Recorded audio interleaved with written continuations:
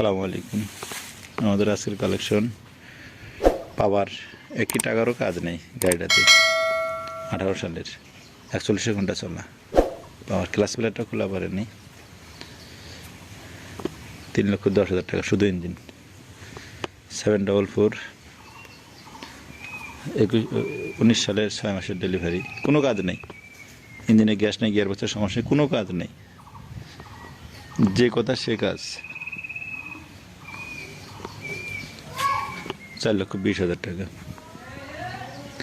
245 23 সালের শুধু ক্লাস প্লেটটা খোলা হয়েছে, 25 ঘন্টা রানিং।